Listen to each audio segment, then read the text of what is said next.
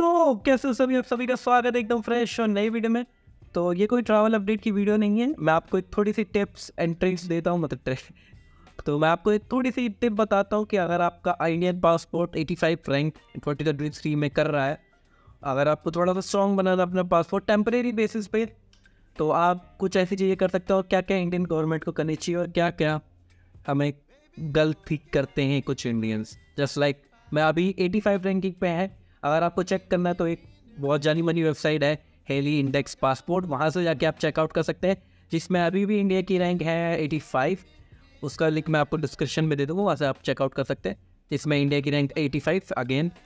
तो सबसे पहले तो मैं बात कर लेता हूँ जो कुछ लोग इलीगली तरीके से किसी भी कंट्री में चाहे। सबसे पहले यूरोप में सिर्फ हमें एक कंट्री वीज़ा फ्री एक्सेस देता था, वो थी सर्बिया। लेकिन कुछ बंदों ने ऐसा उसका इलीगली यूज़ करा, सर्बिया जाते थे और कोई भी अदर यूरोपियन देश में वो चले जाते थे और कभी कभार तो वापस भी नहीं आते थे।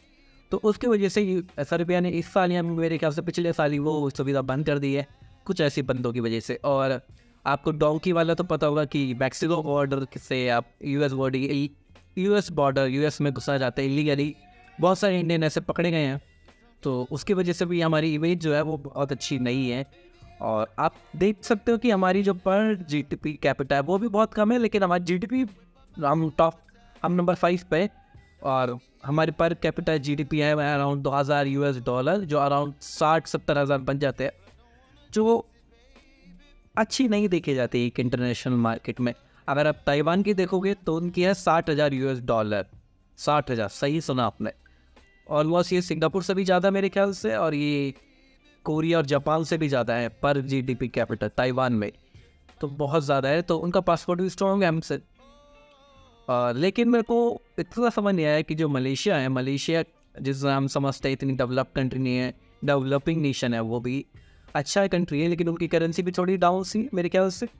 लेकिन उनका जो पासपोर्ट है आप गैस नहीं कर सकते, वो नंबर 13 पे रैंक करता है, नंबर 13 पूरे वर्ल्ड वाइड में नंबर 13 पे, जो बहुत बड़ी बात है, क्योंकि वो इतना डेवलपिंग है। सिंगापुर को मान सकता हूँ मैं कि वो डेवलप्ड है, साउथ कोरिया को मान सकता हूँ, आपका जापान, चाइना भी तो, लेकिन चाइना भी 65 पे है यार।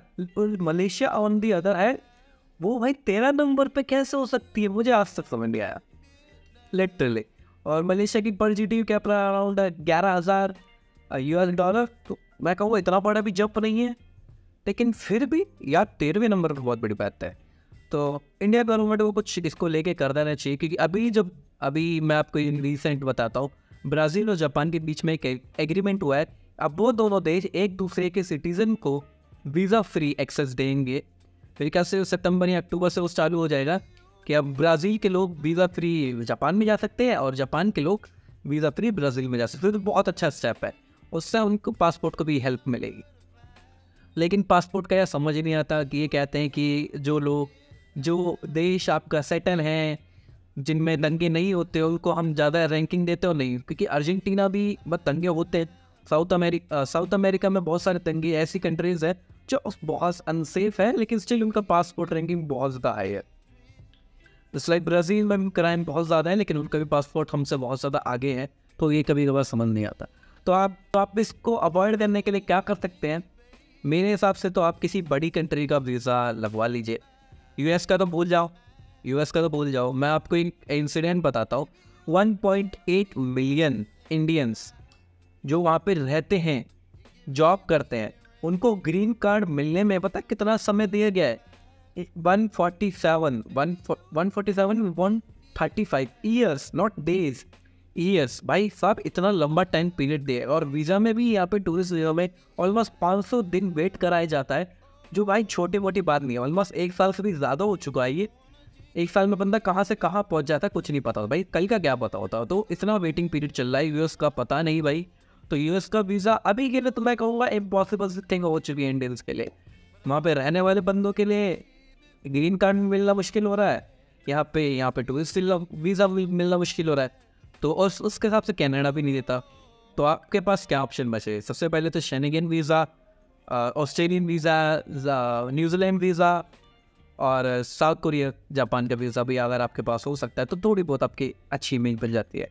इसी वजह से आप थोड़ा सा अपना पासपोर्ट का जो है वो हाई कर सकते हैं लेवल अब टेम्परेरी बेसिस पे अपने लिए, सिर्फ पर्सनल, इन पूरे उसके लिए, इंडियंस के लिए।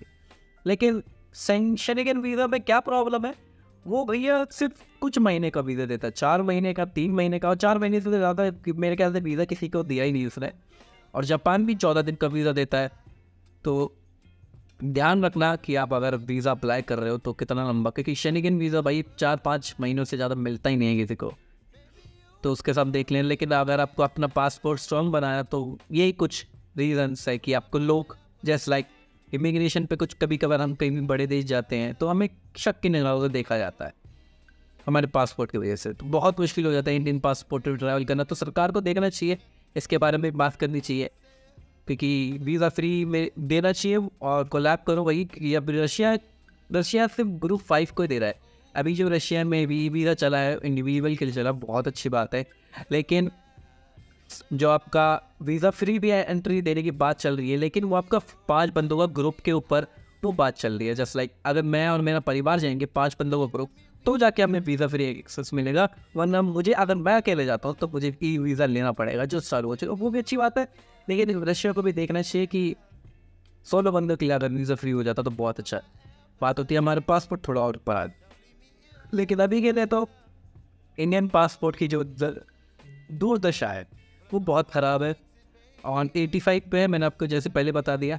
और मेरे ख्याल से 5-6 सालों के अंदर वो ज़्यादा से ज़्यादा इंडियन पासपोर्ट या तो 80 पे आ जाना है या 75, मेरे ख्याल से। ये भी मैंने ज़्यादा बोल दिया 75, मेरे ख्याल से तो 80 या 82 के आसपास आ जाना चाहिए। बट अभी तो पहले वैसे शुरुआत में जब था वो 82 रैंक पे हो गया था इंडियन पासपोर्ट, लेकिन जब सर्बिया ने हटाया मेरे ख्याल से जब भी वो 85 पे पुश हो गया। और मैप और जस्ट लाइक मैंने बताया कि इंडिया वर्ल्ड में जीडीपी पे 5th पोजीशन पे है, लेकिन हमारा पासपोर्ट जो है 85 पे। और on the other hand Vietnam हमसे जीडीपी में बहुत पीछे है, लेकिन उनका पासपोर्ट 87 पे है, जिससे 2 आ गए, हमसे उनसे 2 आ गए, ये कोई बात नहीं हो। तो चाइना का भी वीज़ा मेरे पासपोर्ट अराउंड मेरे क्या 65 पे है, जो भी बहुत पीछे, क्योंकि चाइना सुपर कंट्री में बनने वाली है, बन सकती है पता नहीं, लेकिन उनका पासपोर्ट 65 पे है, जो हमसे तो आगे है लेकिन इस सुपर नेशन के हिसाब से तो बहुत पीछे है। मुझे पता नहीं यार ये पासपोर्ट की कैसे इतना बायस हो सकते हैं कि बंदे जिस देश में एक्सेसिबिलिटी नहीं होती, जस्ट लाइक बहुत सारी कोलंबिया में भी इतना अभी भी क्राइम्स है, लेकिन पहले जितने नहीं है, लेकिन फिर भी उनका पासपोर्ट बहुत ज़्यादा हाई रैंक करता है। कुछ यूरोप की कंट्री में भी ऐसा ही है, तो ऐसे ही होता है हमारे साथ, इन गोरों ने हमारे साथ ऐसे ही कर रखा है। तो आज की वीडियो के लिए इतना ही, आशा करता सबको वीडियो पसंद आई है। तो इस वीडियो को अगर आप पसंद आई इस वीडियो को लाइक शेयर कमेंट करके जरूर बताना वीडियो कैसे लगी। थोड़ी सी ऑफ टॉपिक हो सकती है मेरे जो मेन कंटेंट बनाता हूँ, लेकिन आपके लिए जानना ज़रूरी था। अगर आपको अपना टेम्परेरी पासपोर्ट स्ट्रॉन्ग बनाना है तो 4-5 वीज़ा अगर आप लगवा सकते हो तो लगवा लो।